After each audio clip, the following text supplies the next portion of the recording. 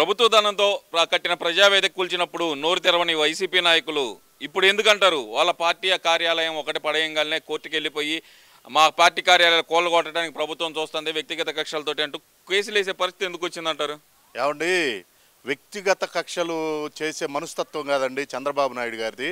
ఏదైనా సిస్టమేటిక్గా ఒక అడ్మినిస్ట్రేషన్ ప్రకారం ప్రజలకు ఒక బాధ్యతాయుతంగా ఉండాలనే ఆలోచన చంద్రబాబు నాయుడు గారిది. బాధ్యతారాహిత్యం వాళ్ళదండి. ఇప్పుడు నామమాత్ర ఫీజులో 1000 రూపాయలు కట్టి ఎకరం కోట్లు విలువ చేసే ఎకరాలు అన్ని ప్రాంతాల్లో మీకు పార్టీ నిర్మాణం చేసుకోవాలంటే మీరు ల్యాండ్ తీసుకొని ఒక సిస్టమేటిక్గా, అది గవర్నమెంట్ ల్యాండ్ అయినా ప్రైవేట్ ల్యాండ్ అయినా ఒక సిస్టమేటిక్గా మీరు పోతే మిమ్మల్ని ఎవరు కదిలీరు. ఒక నామ్స్ ఉండవు, ఏముండవు, ఇష్టారాజ్యంగా మీకు ఎకరంలో 2 ఎకరాల్లో కట్టుకునే దాన్ని 100 ఎకరాలు దాని పక్కన తీసుకొని అన్యాక్రాంతం చేసి ఇది ఇంకా చాలా తక్కువ అండి. వైజాగ్ ఇంకా లోతుకెళ్తే విజయసాయిరెడ్డి కానీ, ఈ సజ్జల కానీ, ఈ జగన్మోహన్ రెడ్డి కానీ, జవహర్ రెడ్డి కానీ వీళ్ళు చేసిన భూభాగవతం ఇంకా చాలా ఉందండి. చిట్ట ఇది అరగింజంతా తీస్తే తాటికాయ అంత ఉంది. ఇంకా చాలా ఉంది చరిత్ర. ఇంకా బాబు గారు ఇంకా లోతుకు వెళ్ళలేదు. ఇప్పుడే పదవి చేపట్టి కూడా 1 మంత్ కూడా కాలేదు కాబట్టి ఇంకా వెళ్ళలేదు. ఇంకా వీళ్ళ పాపాల చిట్టా తీస్తే చాలా ప్రజల సొమ్ముని, ప్రజలకు ఒకటే విజ్ఞప్తి అండి, ఏడ కక్ష సాధింపు లేదు. దుర్మార్గుడు కాబట్టి ఆ దుర్మార్గాల్ని ప్రజల మధ్య పెట్టి ప్రజలతోనే మొన్నేసిన శిక్ష కూడా వాళ్ళకు చాలక సిగ్గు ఎగ్గు లేక ఇప్పుడు కూడా జనాన్ని ఇంకా ఏమి తెలియదన్న భ్రమలో పెట్టాలని చూస్తున్నారు.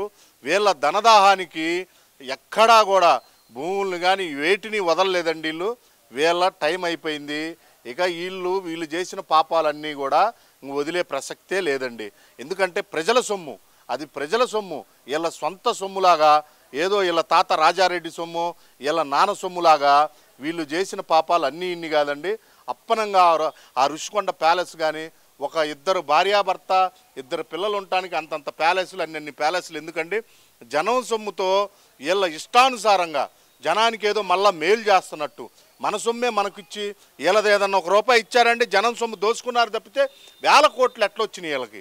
ఒక ముఖ్యమంత్రి పదవి చేస్తే ఇన్ని వేల కోట్లు చరిత్ర తీసుకోండి. భారతదేశ చరిత్రలో మన 75 ఏళ్ల స్వతంత్ర భారతదేశంలో ఇంత అవినీతి ముఖ్యమంత్రి, ఇంత అసమర్థ ముఖ్యమంత్రి, ఇంత బాధ్యతారహితమైన ముఖ్యమంత్రి, రూల్స్కి ఎగనెస్ట్గా ఒక జీవో ఇచ్చినా, ఒక ఇష్యూ చేసినా, ఏదైనా సరే రూల్స్కి ఎగనెస్ట్గా చేస్తున్నాడు ఈ ముఖ్యమంత్రి. ఇక్కడ మరీ ముఖ్యంగా చూసుకుంటే కనుక ఈ జగన్మోహన్ రెడ్డి తాడేపల్లి ఇంటి దగ్గర ఉన్న సెక్యూరిటీ గమనించాం. 986 మంది అంటారు. అంత భయం ఎందుకంటారు అసలు?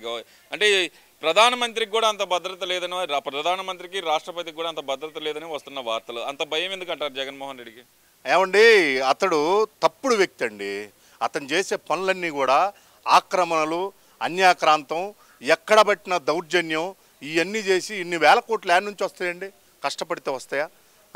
ఇదే బాబు గారిని తీసుకుందాం. 30 సంవత్సరాల క్రితం పెట్టిన హెరిటేజీ ఇంచెలించెలుగా వచ్చి ఈ రోజున ఒక 3000 కోట్లకు వచ్చేలాక 30-40 సంవత్సరాలు పట్టింది. ఎప్పుడో పెట్టిన హెరిటేజీ, 30 ఏళ్ల క్రితం పెట్టిన హెరిటేజీ ఈ స్థాయికి రావడానికి ఇది పట్టింది. కేవలం 2004లో సొంతిళ్ళు తనఖా పెట్టి అప్పు చేసి ఎలక్షన్లో నిలబడే పరిస్థితి వెళ్ళది. 2004 తర్వాత 9 కల్లా సరస్వతి సిమెంట్స్, భారతీ సిమెంట్స్, సాక్షి టీవీ, మరి కర్ణాటకలో ప్యాలెస్లు, ఇవన్నీ యాడ్ నుంచి వచ్చినాయి. ఇన్ని వేల కోట్లు యాడ్ నుంచి వచ్చినాయి. షార్ట్ టైంలో అదే కోటీశ్వరులు అవ్వటం. అంటే ఎదుటోడి దగ్గర నోరు కొట్టి ప్రజల దగ్గర కోటీశ్వరులు అవ్వటం. దానివల్ల అభద్రతాభావంలో బతుకుతున్నాడండి జగన్మోహన్ రెడ్డి. జగన్మోహన్ రెడ్డి అనే వ్యక్తి నేను ఎలా ఉంటానో ఎదుటోడు కూడా అలానే ఉంటాడని ఒక క్రిమినల్ మైండే ఇంతమందిని పెట్టుకొని, ఇంత సెక్యూరిటీ పెట్టుకొని, లోకేష్ గారు కానీ బాబు గారు కానీ వితౌట్ సెక్యూరిటీ, వితౌట్ పరదాలు జనం దగ్గరకు వస్తున్నారు. ఇతనికి ఇంత భయం ఎందుకు? పరదాలు పెట్టుకొని 960 మంది సెక్యూరిటీ అంటే అసలు నాకు తెలిసి అమెరికా అధ్యక్షుడికి కూడా ఆ సెక్యూరిటీ ఉండదేమండి. అంత దుర్మార్గుడు ఈ జగన్మోహన్ రెడ్డి. అదే ఆ విషయం కనుక అక్కడ పక్కన పెడితే కనుక జగన్మోహన్ రెడ్డి అసెంబ్లీకి రాకుండా పులివెందులు వెళ్ళారు. పులివెందుల్లో కూడా ఉండకుండా బెంగళూరు. ఎందువల్ల అంటారు ఈ ప్రయాణాలన్నీ? కర్మ ఎంటాడుతుందండి. కర్మ అతన్ని ఎంటాడుతుంది. ఈ 5 సంవత్సరాలు అతను చేసిన పాపాలు శాపాలయ్యి ఇవాళ ఎంటాడుతున్నాయి. వైనాట్ 175 అన్నాడు. మన ఇండియా క్రికెట్ టీంకి వచ్చినట్టు 11 వచ్చినాయి. ఎందుకు? జనానికి నేనే ఒకటండి, పరిపాలన అంటే ముందు జగన్మోహన్ రెడ్డికి శిక్షణ ఇచ్చి ముఖ్యమంత్రి చేయాల్సింది. పరిపాలన అంటే తెలియదు. 10,000 5,000 వేస్తే అది పరిపాలన అనుకుంటున్నాడు. అది కాదు పరిపాలన అంటే. పరిపాలన అంటే ప్రజలకు ఒక భద్రత, ప్రజలకు ఒక భరోసా. 5,000 10,000 వేయటం కాదు. లా అండ్ ఆర్డర్ కానీ, అభివృద్ధి కానీ, రాష్ట్ర తలసరి ఆదాయం, ప్రతి వ్యక్తికి ఉద్యోగాలు ఇప్పించి ప్రతి వ్యక్తికి భద్రత భరోసా ఇవ్వగలిగితే దాన్ని పరిపాలన అంటారు. 5,000 వేసి 10,000 వేసి ఈ 5 ఏళ్లలో నాకు తెలిసి ఒక 10 సార్లు పట్టుమని 10 సార్లు బయటకు వచ్చి ఉంటాడండి. ఆ తాడేపల్లి ప్యాలెస్లో పబ్జీ ఆడుకుంటా, ఏదో అక్కడే మీటింగ్ పెట్టి సచివాలయంలో మీటింగ్ పెట్టినట్టు సెట్ వేసి, మళ్ళీ మన ఫర్నిచరు మన ఖర్చు, ఆ ఇంటికి కూడా పెద్ద రాజ్మహల్ లాగా ఆ చుట్టూ పహారీ కట్టుకోవటం. ఇదంతా ఏంటంటే అండి, పూర్వం రాజులు వ్యవహరించే తీరు. ఇది ప్రజాస్వామ్యం. ప్రజాస్వామ్యంలో ప్రజలే రాజులు. మిమ్మల్ని దించాలన్నా దించగలరు, ఎక్కియాలన్నా ఎక్కియగలరు. ప్రజల్ని నువ్వు గౌరవిస్తే నువ్వు 10 ఏళ్ల పాటు పరిపాలన చేయగలుగుతావు. ప్రజలతో విలువ లేకుండా ఒక్కరోజన్నా ఒక్క ప్రజావేదిక, ఒక ప్రజా దర్బారు పెట్టాడండి, ప్రజలను ఒక్కరోజన్నా నేరుగా కలిశాడండి ముఖ్యమంత్రి. ఆ మీటింగ్లో ఏదో సోది చెప్పటం, దాంట్లో కూడా నేనేం చేస్తానని చెప్పకుండా ప్రజల్ని, చంద్రబాబు నాయుడిని, పవన్ కళ్యాణ్ని నువ్వు ఏ క్వశ్చన్ అయినా అడుగు వాళ్ళని తిట్టడం. ఆయన్నేమో ప్యాకేజ్ స్టార్ అంటాం, ఏనేమో దుర్మార్గుడు అంటాం, అదంటాం ఇదంటాం. 14 సంవత్సరాలు ముఖ్యమంత్రి చేశాడు, 45 ఏళ్ల సుదీర్ఘ రాజకీయ అనుభవం, 9 సార్లు ఎమ్మెల్యే అయ్యాడు. అంత పెద్ద వ్యక్తిని పట్టుకొని నీ ఇష్టానుసారం మాట్లాడటం జనాలు ఇవన్నీ గమనించారండి. ఇంకా వీళ్ళకి సిగ్గు రాలేదండి. ఇంకా ఈవీఎంలు అంటున్నారు. మరి వాళ్ళు గెలిచినప్పుడేమో ఈవీఎంలు కాదంట, అప్పుడు ప్రజాస్వామ్యం అంట, ఇప్పుడు ఈవీఎంలు అయ్యి అని దుర్మార్గంగా అత్యంత నీచంగా మాట్లాడుతున్నారు. ఇంకా కొడాలి నానికి చింత చచ్చినా పులుపు చావాలా. ఎప్పుడు ఓడిపోతే నేను చంద్రబాబు నాయుడు గారి బూట్లు దుడుస్తానన్నాడు. కుప్పంలో బాబు గారు ఓడిపోతే ఓడిపోతాడు, ఆయన గెలిస్తే ఆయన బూట్లు దుడుతానన్నాడు.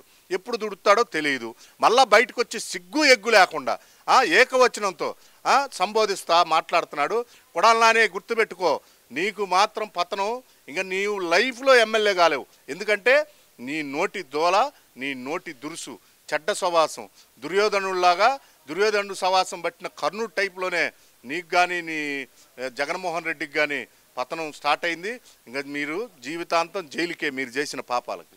కానీ ఇక్కడ మరీ ముఖ్యంగా ఆలోచించుకోవాల్సింది ఏంటంటే కనుక, ఈ వైసీపీ నాయకులు ఇప్పటికే మాట్లాడుతుంది ఏంటంటే కక్ష సాధింపు చర్యలు మొదలుపెట్టారు వీళ్ళు అంటూ మాట్లాడుతున్నారు కదా, అది ఎంతవరకు నిజం అనుకోవచ్చు అంటారు?